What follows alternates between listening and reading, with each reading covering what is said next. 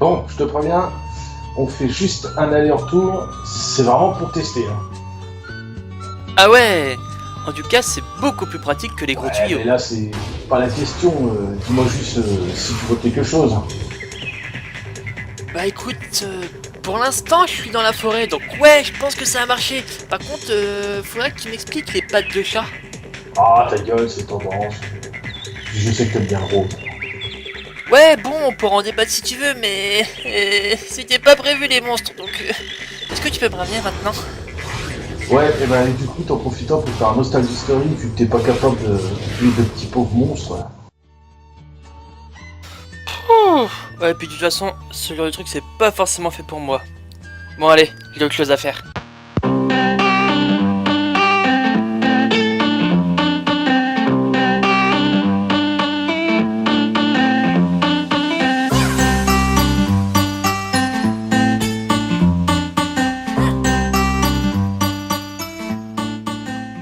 Salut tout le monde et bienvenue dans Nostalgie Story. Aujourd'hui, je vais vous parler de quelque chose qui me tient vraiment à cœur. Parce que oui, depuis mon plus jeune âge, j'ai toujours rêvé et j'ai toujours voulu pouvoir vivre dans un jeu vidéo, être projeté dans un univers virtuel.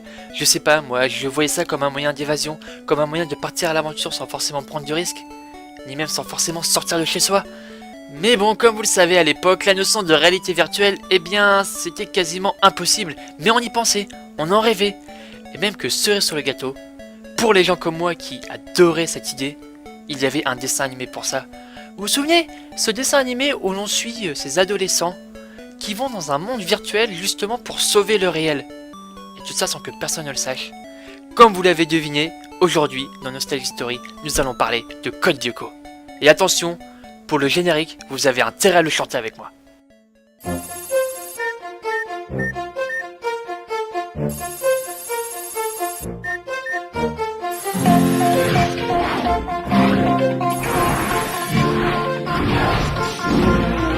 On ira, on saura sauver notre existence, se donner une chance de tout dépasser. On ira, on saura sauver notre existence pour refaire un monde sans danger. Gagner tout, reprogrammer. Gagner un monde sans danger. Gagner tout, reprogrammer. Gagner un monde sans danger. Ah là là, ce générique, mais ce générique est tellement magnifique. Il fait partie de mon top de mes génériques préférés. Parce que oui, ce générique déboîte, ce générique claque. Rien que les paroles sont géniales et la version longue est juste magique. Oui, je l'ai sur mon téléphone d'ailleurs ce générique tellement je l'aime. Mais c'est comme ce dessin animé après tout. Enfin, j'adore Code Lyoko. Je pourrais vous expliquer pourquoi pendant des heures et des heures. Mais pour l'instant, on a autre chose à faire. Je vous propose qu'on se virtualise vers le monde de Lyoko afin de découvrir ce qu'est justement Code Lyoko. L'accident de Sissi, c'était quand même étrange, non? C'était un court-circuit, un bête court-circuit, tu l'as dit toi-même. Oui, mais j'ai un doute, tu vois de quoi je veux parler?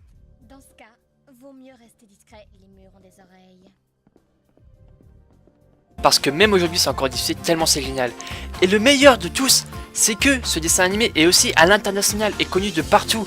Il est ici en Belgique, il est au Canada, il est aux États-Unis, même au Japon. Et franchement, pour un dessin animé français, c'est juste génial. Il n'y en a pas beaucoup qui l'ont fait. Code Lyoko raconte l'histoire de 4 adolescents vivant en région parisienne, découvrant une usine renfermant un ordinateur quantique. Jérémy, qui l'a découvert en premier, l'active et réveille par la même occasion un dangereux programme appelé Xana. Un programme multi-agent à la base créé par Franz Hopper pour contrer un projet militaire, le projet Carthage. Xana, qui a ensuite pris son indépendance, cherche maintenant à prendre le contrôle du monde. Pour cela, il infecte des tours mémorielles qui lui servent d'intermédiaire avec le monde réel, dans les territoires de Lyoko. Aelita, une jeune créature humanoïde virtuelle, la fille de Franz Hopper, est la seule ennemie de Xana présente sur Lyoko.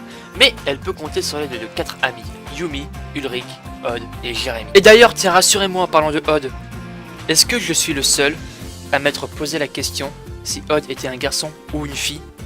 Du moins à l'époque. Parce que c'est vrai, vu son style, vu sa voix, on peut vraiment se poser la question.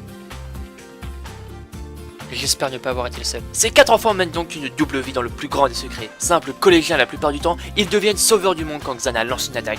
Ils doivent garder leur secret car si les autorités venaient à apprendre la menace que représente Xana, elles éteindraient tout de suite le supercalculateur. Et cela entraînerait la destruction de Lyoko et Aelita disparaîtrait donc jusqu'à la prochaine réactivation du supercalculateur. Les 4 héros ont donc trouvé un passage vers cet univers virtuel. En plus du supercalculateur, l'usine des affectés abrite aussi 3 scanners qui leur permettent de se transférer sur Lyoko, tandis que Jérémy se met aux commandes pour gérer le support technique. Odd, Yumi et Ulrich se rendent sur Lyoko. Ils y combattent les monstres virtuels de Xana pour protéger Aelita et l'aider à désactiver les tours pour arrêter les attaques grâce au code Lyoko. Non mais franchement, aller dans un univers virtuel pour sauver le monde. Vous en avez jamais rêvé personnellement? Et puis en plus de ça, c'est juste magique. Enfin, ces gosses sont putain de courageux.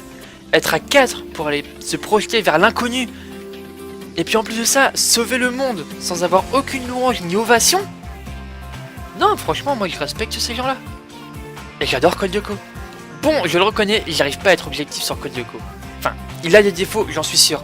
Mais j'arriverai pas forcément à les dire ni à les donner parce que moi j'adore Code Lyoko et je trouve ce dessin animé tout simplement magique. Mais par contre, je pense que j'aurais quand même un petit défaut. Bien qu'il ait des personnages très accrocheurs qui ont un très bon charme, et aussi le fait que l'histoire en elle-même est juste vraiment prenante, j'ai un petit souci avec le chara-design. C'est vrai que les personnages ont un style vraiment particulier avec leur grand front et même, je sais pas, la patte graphique du moins sur le côté dessin animé est assez spéciale à mon goût. Je sais pas comment vous expliquer, mais pour moi j'aurais préféré des personnages avec une apparence assez différente. Mais c'est quand même ce qui fait l'identité de Code Lyoko. Donc le fait de vouloir changer ça, est-ce que ça enlèverait pas l'identité justement de ce dessin animé là, ou est-ce que ça ne le changerait pas? Là est la question. En tout cas c'est un des seuls points négatifs que j'ai pu trouver sur Code Lyoko. Bon, on est d'accord, il y en a plein d'autres, mais en tout cas c'est les seuls que j'ai envie de vous dire parce que c'est les seuls que je trouve moi. Code Lyoko c'est vraiment un dessin animé que j'ai apprécié, que j'ai vraiment adoré regarder et que je vous conseille fortement pour ceux qui ne le connaissent pas, parce qu'à mon avis il doit bien y en avoir dans ce monde qui ne connaissent pas Code Lyoko. Franchement regardez-le, et les autres qui le connaissent déjà, regardez-le en entier, regardez-le de la première à la dernière saison histoire de bien comprendre tous les trucs de l'histoire parce que il se passe vraiment des choses monumentales, des choses vraiment cool, et je conseille vraiment de le re-regarder.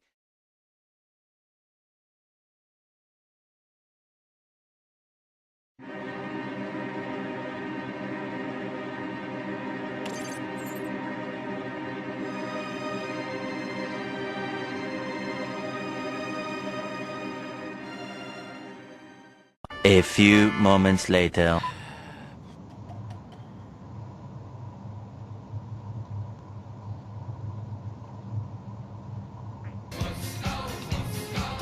Ah, le gros capel. Ouais mec, Ouais. tu vois ce qui se passe là? Non mais c'est ouf, hein. Je peux même pas finir mon épisode tellement y a tout qui bug. Ça fait des jours que je suis dessus, j'ai un écran bizarre et ça bug, y a rien à faire. Cherche pas, je crois que ça vient de nous. Quand on a voulu réactiver Lyoko pour faire ce que tu sais quoi, je crois qu'on a fait revenir Xana. Ouais, enfin en même temps, fallait pas mettre des pattes de chat ou des conneries comme ça. Hein. Non, c'est pas la question, Louis. Là, c'est le monde qu'on est en train de foutre en l'air. On va devoir corriger ça. Ouais, mais on fait comment? Toi, tu restes derrière ton ordi à gérer, et moi, j'appelle les autres et on les envoie sur Lyoko, quoi. Donc tu veux dire que là on est en train de créer la prochaine génération de Lyoko guerrier?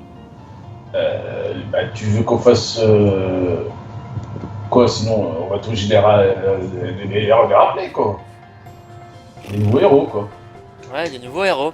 Ouais, ça marche, mais dans ces cas-là, va falloir gérer parce qu'on m'a dit qu'il fallait surtout pas mettre de pattes de chat et encore moins des geishas. Ah, tu dis ça parce qu'ils disent ça parce qu'ils ont les boules aussi, hein. C'est tout.